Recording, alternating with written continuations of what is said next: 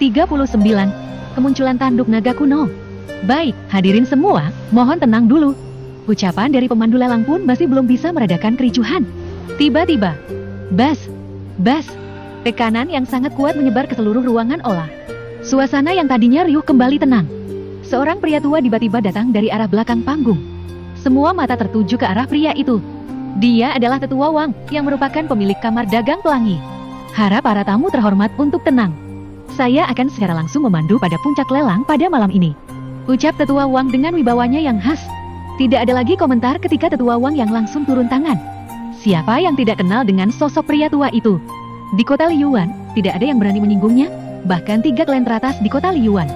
Sejauh ini, bahkan tidak ada yang mengetahui tingkat kultivasi dari pria itu. Baik, langsung saja, untuk item terakhir ini kami buka dengan harga 50.000 koin emas. Para tamu yang berada di lantai 1 hanya diam mendengar harga itu. Sepertinya ini sudah bukan panggung mereka untuk menawar. 60.000 koin emas, 70.000 koin emas, 100.000 koin emas.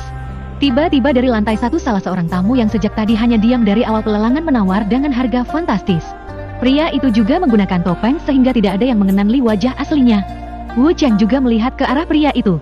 Paman Shon, apakah paman mengenal siapa tamu yang senawar itu? Saya tidak mengenalnya, Tuan Muda. Tapi dilihat dari cara dia menawar, sepertinya dia adalah pemilik dari item terakhir ini. Ucap manajer Shon mengutarakan pendapatnya. Sepertinya memang begitu, paman. Tapi tidak masalah, kita akan menemaninya untuk bermain. 150.000 koin emas. Ucap Wu Cheng langsung menaikkan harga 50.000 koin emas. Pria yang menggunakan topeng juga melihat ke arah ruang VIP nomor 5. Dia hanya tersenyum dan mengangguk ke arah Wu Cheng. Kemudian kembali mengalihkan pandangannya ke arah panggung dan tidak menawar lagi. Para tamu yang tadinya menawar dibuat marah oleh jumlah penawaran Wu Cheng. Apakah ini masih bisa disebut persaingan? Bocah di ruang VIP nomor 5 ini benar-benar tidak tahu malu sampai menaikkan harga 50.000 koin emas. Tuan Wang, saya meragukan pemuda yang berada di ruang VIP nomor 5 itu mampu untuk membayar dengan harga 150.000 itu. Sepertinya pemuda itu terlalu sembrono dalam menawar. Sepertinya kamar dagang pelangi terlebih dahulu memeriksanya sebelum melanjutkan pelelangan. Ucap tamu yang berada di ruang VIP nomor 3. Benar, sepertinya Tuan Wang harus memeriksanya terlebih dahulu. Bagaimana bisa seorang pemuda memiliki kekayaan seperti itu? Saya juga ragu, pemuda itu bisa membayarnya nanti. Banyak komentar pun terus keluar dari para tamu. Sepertinya mereka juga setuju dengan apa yang disampaikan. Bagaimana bisa seorang pemuda memiliki kekayaan yang begitu besar? Harap tamu-tamu yang terhormat untuk tenang. Siapapun yang tidak mampu membayar ketika sudah memenangkan item yang kami lelang di pelelangan ini maka akan menanggung konsekuensinya sendiri. Jadi tuan-tuan yang terhormat tidak perlu merisaukan itu. Kami percaya, setiap tamu yang menawar memiliki kemampuan untuk membayarnya. Jawab Tetua Wang dengan tegas, reputasi kamar dagang pelangi memang tidak hanya omong kosong belaka, mereka memang mengutamakan pelayanan kepada setiap pelanggannya. Tetua Wang juga tentunya mengetahui siapa yang berada di ruang VIP nomor 5. Berita tentang Wu Cheng pun tentunya sudah sampai di telinganya. Siapa yang tidak ingin membangun hubungan baik dengan pemuda seperti ini? Para peserta lelang yang mendengar pernyataan Tetua Wang banyak yang merasa tidak puas, terutama dari ruang VIP nomor 3. Namun mereka juga tidak berani bertindak terlalu jauh, tentunya karena mereka juga tidak ingin menyinggung kamar dagang pelangi. 150.000 pertama. Tetua Wang kembali bersuara dan mulai menghitung. 155.000 koin emas. 160.000 koin emas. Tawar-menawar pun kembali terjadi. 170.000 koin emas. 200.000 koin emas. Ucap kembali Wu Cheng dengan membuat penawaran tertinggi. Sialan, siapa pemuda di ruang VIP nomor 5 itu? Berbagai komentar kembali muncul, pemuda di ruang VIP nomor 5 itu kembali membuat ulah. Sepertinya masalah ini tidak akan berakhir dengan mudah. Dia telah memprovokasi berbagai kekuatan di pelelangan kali ini. Bajingan, selidiki siapa pemuda di ruang VIP nomor 5 itu. 200.000 koin emas pertama. Tetua Wang mulai menghitung ulang, merasa tidak ada yang membuat penawaran. 200.000 koin emas kedua. Masih belum juga ada yang menawar. Sepertinya para peserta lelang sudah menyerah dengan harga tawaran Wu Cheng yang tidak kira-kira. Walaupun di antara mereka ada yang mampu membeli dengan harga segitu, namun mereka juga harus mendapatkan persetujuan dari klan atau sektenya untuk menggunakan koin emas yang begitu besar. Kalau tidak mereka mungkin akan dihukum atau bahkan diusir dari klannya jika bertindak impulsif. Tang lain hanya menggertakkan gigi dengan marah. Sementara para peserta yang berada di lantai 1 juga melongo menyaksikan ini. Ini adalah kejadian langka yang mereka temui. Seorang pemuda begitu bernyali menyinggung berbagai kekuatan besar. Tamatlah sudah riwayat pemuda itu. Kekuatan di belakangnya belum tentu mampu membendung amarah dari berbagai kekuatan. 200.000 koin emas ketiga. Selamat Tuan Muda di ruang VIP nomor 5 memenangkan item utama di pelelangan malam ini. Baik, kepada para tamu terhormat, terima kasih telah berkontribusi dalam pelelangan malam ini dan kami ucapkan selamat kembali pada tamu-tamu sekalian yang telah memenangkan item di pelelangan malam ini. Sekarang acara pelelangan kami tutup. Terima kasih. Ucap Tetua Wang menutup acara pelelangan. Satu persatu tamu yang mengikuti pelelangan pun meninggalkan aula. Kali ini mereka mendapat pengalaman yang menakjubkan. Mereka juga penasaran siapa pemuda yang berada di ruang VIP nomor 5 itu. Dia menjadi tokoh utama di pelelangan kali ini. Ini juga membuat mereka kagum dengan nyalinya. Selesai pelelangan, barang yang dimenangkan oleh peserta lelang akan diantar langsung kepada pemenangnya. Sama halnya Wu Chen, sebelum meninggalkan ruangan tempatnya, salah seorang pelayan langsung menghampiri mereka. Tuan Muda, untuk transaksi item utama akan dilakukan di ruang manajer langsung. Terang pelayan kepada Wu Chen dan manajer Sean. Baik, terima kasih Nona. Wu Chen pun kembali dipandu oleh pelayan menuju ruangan manajer. Sepertinya pihak kamar dagang juga sangat hati-hati dalam melakukan transaksi kali ini.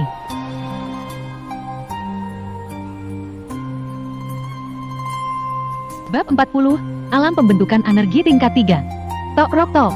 Tuan Manajer, saya mengantar tamu dari rang VIP nomor 5. Ucap pelayan sembari mengetok pintu ruangan manajer. Silahkan masuk.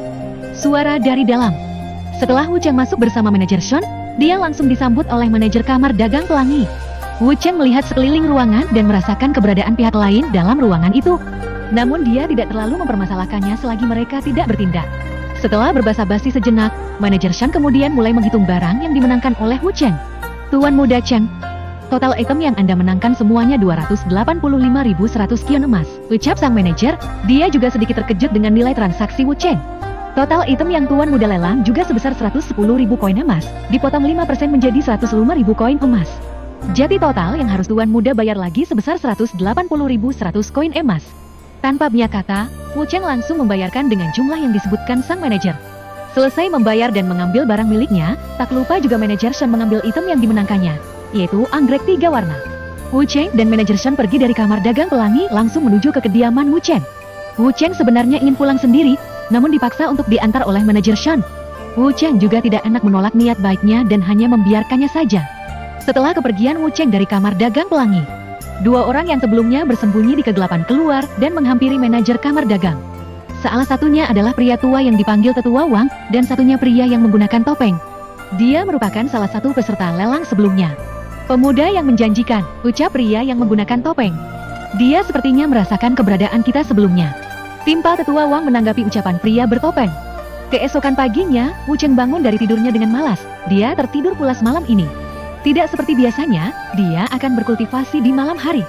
Semalam, semenjak keluar dari kamar dagang pelangi, Wu Chen dan manajer Sean diikuti oleh beberapa orang, namun karena keberadaan manajer Sean, mereka juga tidak bertindak lebih jauh.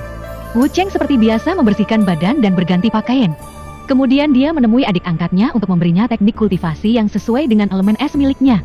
Tidak lupa dia juga memberinya beberapa sumber daya yang cocok untuk pemula sepertinya. Selesai meluangkan waktu untuk adik-adik angkatnya, ya walaupun Wu Chen masih belum mengetahui asal-usul mereka, namun dia yakin suatu saat, adik-adik angkatnya ini akan memberitahunya, sehingga dia tidak memaksa mereka untuk memberitahu. Wu Chen kembali ke kamar untuk mulai berlatih lagi.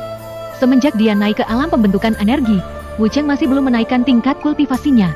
Wu Chen langsung masuk ke dunia mandiri kristal kehidupan. Wu Chen memasuki rumah kayu dan mulai memfokuskan pikirannya untuk berlatih. Setelah mulai merasa tenang, Wu Chen mengeluarkan beberapa inti energi hewan buas level 8 ke bawah dan puluhan batu roh peninggalan gurunya di dalam cincin penyimpanan. Dari buku yang dibaca Wu Chen sebelumnya bahwa batu roh sangat berfungsi dalam berkultivasi sehingga dia mencobanya kali ini. Wu Chen meletakkan sumber daya yang dikeluarkannya di sekelilingnya. Dia mulai menerapkan teknik kultivasi immortal miliknya untuk menarik energi dari sekitarnya. Secara perlahan energi-energi pekat mulai mengelilinginya. Secara perlahan mulai memasuki tubuh melalui pori-porinya, melalui meridian dan mulai berkumpul di pusat energinya. Namun energi-energi yang diserap oleh Wu Chen terbagi menjadi dua pada titik tertentu di dalam tubuhnya. Sebagian energi yang diserapnya menuju ke pusat energinya yang terletak di bawah pusarnya. Namun sebagian besarnya menuju ke pusat energi lainnya yang berada di bawah dada sebelah kanannya. Pembagian energi yang diserapnya membuat kebutuhan sumber daya yang dibutuhkan oleh Wu Chen sangatlah besar, bahkan jumlahnya mencapai 5 kali lipat dari kebutuhan normalnya. Secara perlahan, energi yang terdapat di dalam inti energi hewan buas dan batu roh secara perlahan mulai menipis dan kemudian habis menjadi bongkahan batu biasa. Namun inti energi hewan buas berubah menjadi abu. Setelah menghabiskan beberapa inti hewan buas dan puluhan batu roh, Wu Chen masih belum bisa membuat robosan. Hal ini membuatnya sedikit muram, namun dia tidak terlalu memikirkannya. Wu Cheng mengamati kembali pusat energinya, ternyata 8 bola energi yang berada di pusat energinya ternyata beberapa di antaranya mengalami perubahan. Setelah diamati oleh Wu Cheng, akhirnya dia mengetahui kalau setiap elemen miliknya akan berkembang sesuai dengan sumber daya yang diserapnya, seperti kali ini dia menyerap inti hewan buas yang memiliki elemen tanah, angin dan air, sehingga itu menyebabkan perkembangan pada elemen tanah, angin dan air miliknya. Wu Cheng cukup senang setelah mengetahui konsep ini. Dia secara perlahan akan mulai mengembangkan setiap elemen miliknya satu persatu nantinya. Wu Cheng tidak membuang waktu dan mulai mengeluarkan beberapa sumber daya lagi. 2 hari pun berlalu, dengan konsentrasi penuh.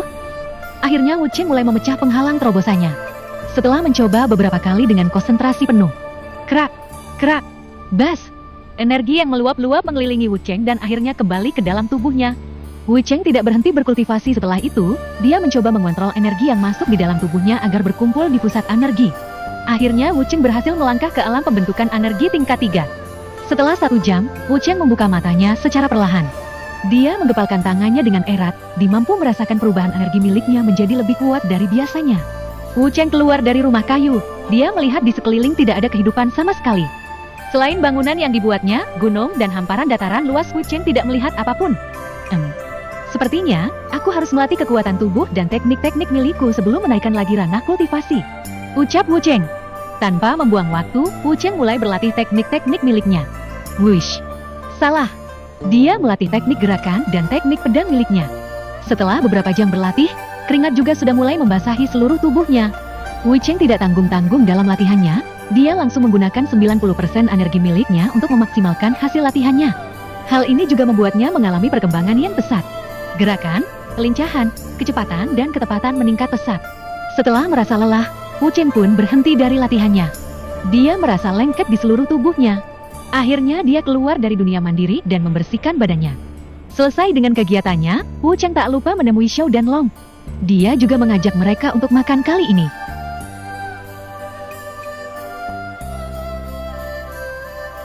Bab 41. Silot Naga Biru. Selesai dengan kedua bocah lelaki itu, Wu Cheng kini menuju ke kamar adik perempuannya. Ketika sampai di kamar Yun Mei, Wu Cheng melihat kalau gadis kecil itu masih fokus dalam latihannya. Sesekali dia membuka mata untuk melihat buku teknik kultivasi di depannya. Itu adalah buku teknik kultivasi yang diberikan Wu Cheng padanya, dan sepertinya dia masih belum menguasainya. Adik Mei, bagaimana perkembangan latihanmu? Apakah ada kemajuan? Sapa Wu Cheng sembari menghampirinya. Kakak Chan, Yun Mei masih belum menguasai sepenuhnya teknik kultivasi yang diberikan oleh kakak. Namun aku sudah tidak merasakan sakit lagi ketika mencoba untuk berkultivasi seperti sebelumnya.